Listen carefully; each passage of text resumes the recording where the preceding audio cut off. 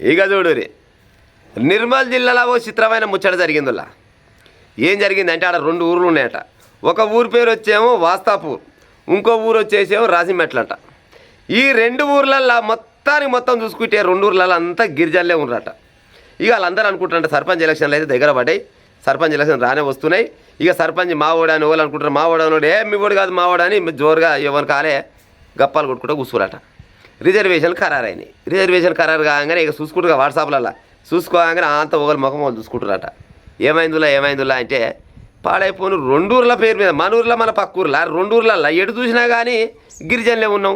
పాడైపోను reservation ఏమో BC మహిళకు వచ్చింది, మరి ఏడ తీసుకురావాలి బీసీ మహిళని అనుకొని ఓలి ముఖం వాళ్ళు చూసుకుంటారట. రేవంత్ రెడ్డి పాటేలా ఇవి ఏమన్నా చిట్టీలు గిట్ట కళ్ళు మూసుకొని డబ్బలకి వెళ్ళి చేయబెట్టి చిట్టీలు గిట్ట బయట వేసిరా. వెనకటి బుడపొరగాలు రావణ సీత ఆడేది చిట్టీలలో ఏ వాళ్ళ పేరు ఉంటే వాళ్ళన్నట్టు గట్టగిట్ట తీయొచ్చురా రిజర్వేషన్లు.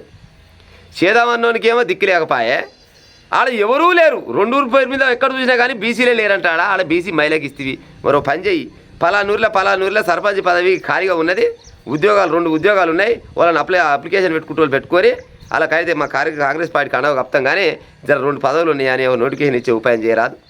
పోయి ఆడ పొద్దుగాల టిఫిన్ కట్టుకొని పోతారు, 9 గంటలకు పోతారు, మళ్ళీ 5 గంటలకు వాళ్ళింటికి కాలుస్తారు. గింత అన్యాయం ఉంటుంది. వల్ల ఒక్క పిల్లలేరంట బీసీలు. ఆడ బీసీలకు రిజర్వేషన్ వస్తే ఎక్కడ పాడేసేస్తారు చెప్పురిగా. గొగ్గిసం వంటి ముచ్చట నడుస్తుంది. నిర్మల్ జిల్లా.